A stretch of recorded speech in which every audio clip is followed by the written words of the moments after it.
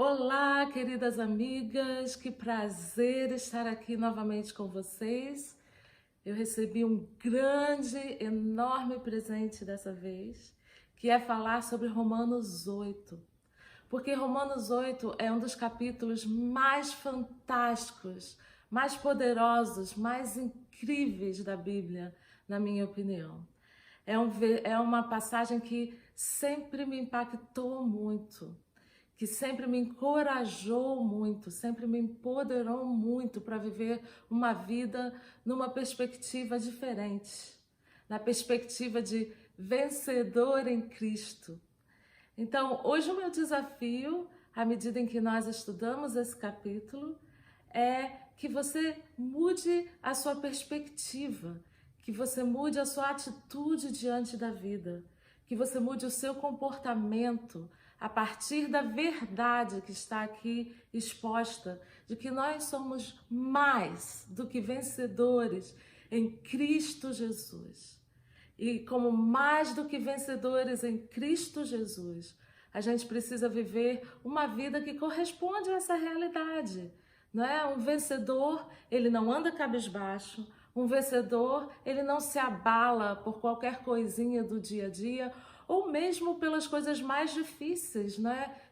Ele pode se sentir assim, aflito. Nós temos as nossas emoções, não é dizer que nós vamos nos tornar super mulheres, né? A Mulher Maravilha. Mas quando a gente tem essa perspectiva de que nós somos mais do que vencedores, isso tem que mudar a maneira como a gente lida com qualquer dificuldade, qualquer circunstância na nossa vida. E é isso que eu espero que aconteça com você hoje, que você assuma a identidade de vencedora em Cristo. Então vamos lá, vamos estudar Romanos 8. E Romanos 8 nos diz que nós somos vencedores através de Jesus Cristo e do seu sacrifício remidor, vencedores sobre o pecado. O pecado não tem mais poder sobre nós. Nós não estamos mais sob a condenação da lei.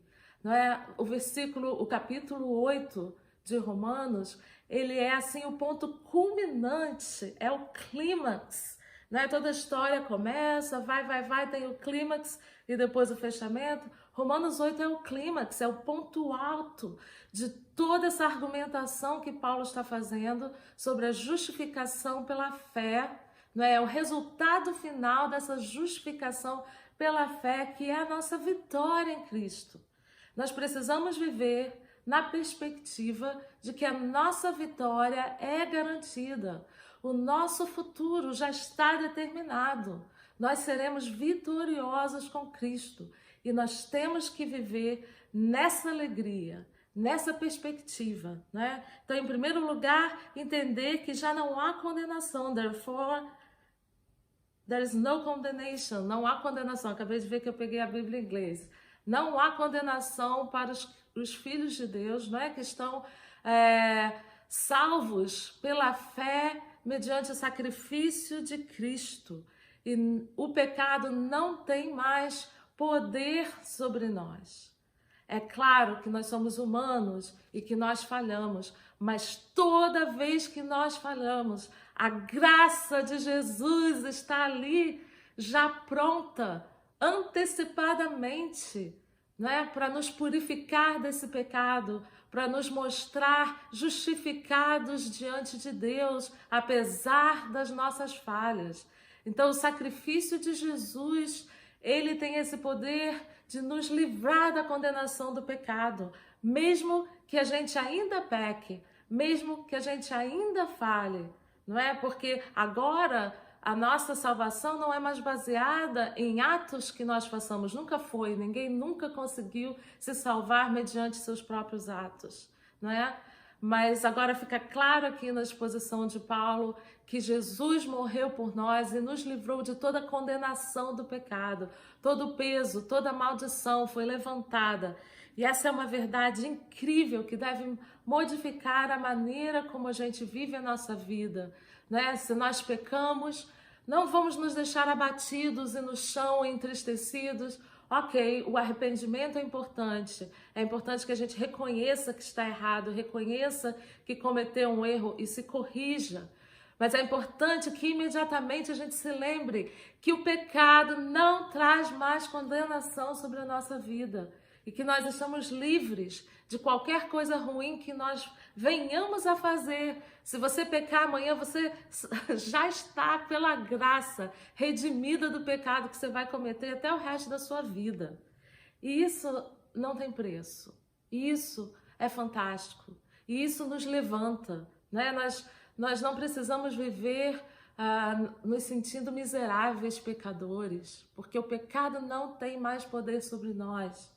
Se erramos e pedimos perdão, imediatamente a graça de Deus nos regenera, nos cura, nos santifica, nos levanta para que a gente continue a viver uma vida vitoriosa em Cristo.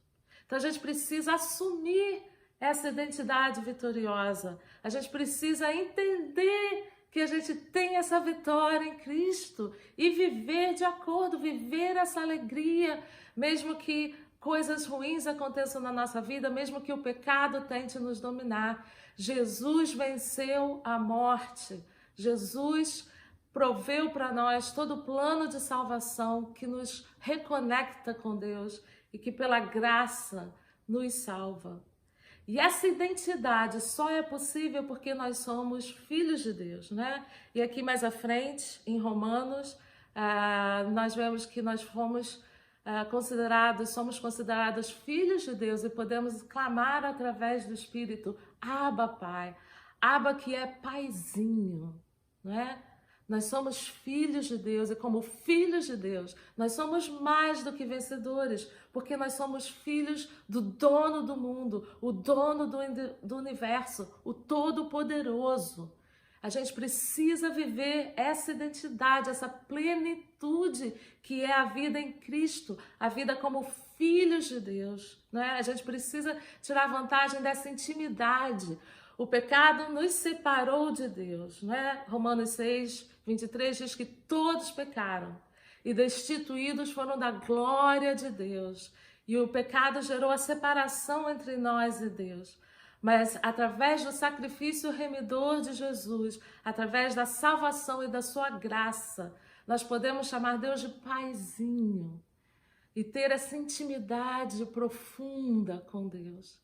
E nós somos transformados de glória em glória quando nós nos conectamos a Deus dessa forma íntima, profunda, próxima, não é? Então a gente precisa assumir essa identidade de filhos de Deus que nos torna invencíveis, que nos torna fortes em Deus. Mas o capítulo 8 também nos mostra, não é? Que nós somos vitoriosos em relação ao sofrimento, em relação às circunstâncias que acontecem na nossa vida, né? O versículo 18 diz assim, que as tribulações desse momento não podem ser comparadas com a glória que em nós há de ser revelada. Deus nos preparou a eternidade. Deus nos preparou uma vida abundante e nós devemos viver nessa perspectiva. Quando a gente pensa na perspectiva da glória que em nós há de ser revelada, a gente não se importa tanto com os sofrimentos dessa vida. Quando a gente pensa da perspectiva da eternidade, o que são 70, 80, 90 anos que nós vivemos nessa terra, não é nem um ponto no mar da eternidade. Então, essa identidade de vencedor nos dá esperança, porque à medida em que a gente lida com doenças, problemas com os filhos, problemas no casamento, situações no trabalho, situações no nosso país, a gente sabe que isso tudo é temporário e que nenhuma tribulação, nada que aconteça nesse tempo, pode se comparar com o que Deus já preparou para nós. Ele está conosco aqui. Eis que estou convosco todos os dias até a consumação dos séculos e nos ajuda em cada uma dessas adversidades da vida. E a parte disso, nós temos garantido para nós a glória, a alegria, o prazer, a plenitude na eternidade. Então, toda vez que você estiver passando por um momento difícil na sua vida, lembre-se disso. As tribulações desse mundo não podem ser comparadas com a glória que em nós há de ser revelada, né? E como diz mais à frente, se Deus é por nós, quem será contra nós, né?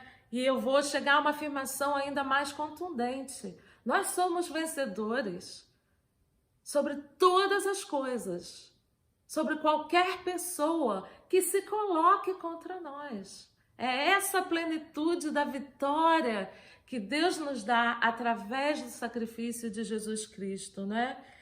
E eu sei que todas as coisas, em todas as coisas que Deus faz, né? Todas as coisas concorrem para o bem daqueles que amam a Deus e que são chamados segundo o seu propósito. Isso quer dizer que no meio das tribulações, Deus vai usar aquelas circunstâncias e aquelas tribulações para produzir algo bom na sua vida, para te ajudar a crescer, para te ajudar a melhorar algo em você, para te ajudar a se tornar uma pessoa mais madura, mais confiante em Deus, não é? E a gente fala aqui, se Deus é por nós, quem será contra nós? Se Deus não livrou seu próprio filho, não é? Mas deu seu próprio filho por nós, como ele não dará todas as outras coisas? Deus nos deu o que era mais precioso para ele, que era o seu próprio filho, para morrer na cruz por nós, não é? Então ninguém pode trazer nenhuma acusação contra aqueles que foram escolhidos por Deus. Porque Deus justifica, e se Deus justifica, quem é que vai nos condenar? Jesus Cristo que morreu, e mais do que isso, ressuscitou para a vida, ele está à direita de Deus e está intercedendo por nós. E aí vem a parte mais linda desse versículo, né? Quem poderá nos separar do amor de Cristo?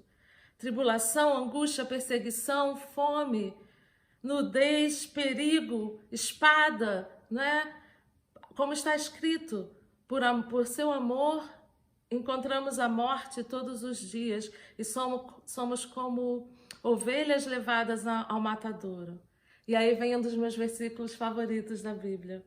Mas em todas estas coisas somos mais que vencedores por aquele que nos amou, porque eu estou certo de que nem a morte, nem a vida, nem anjos, nem demônios, nem o presente, nem o futuro, nem qualquer poder, nem qualquer altura, qualquer profundidade, nada na criação será capaz de nos separar do amor de Deus que está em Cristo Jesus, nosso Senhor. Então, à medida em que você encara esse mundo com todos os seus desafios, saiba que nada pode te separar do amor de Deus.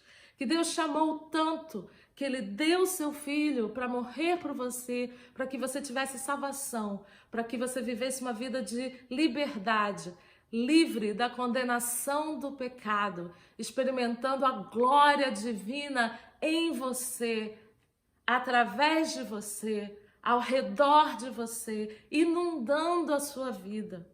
Então, meu querido, minha querida aqui, você é uma vencedora, você é um vencedor.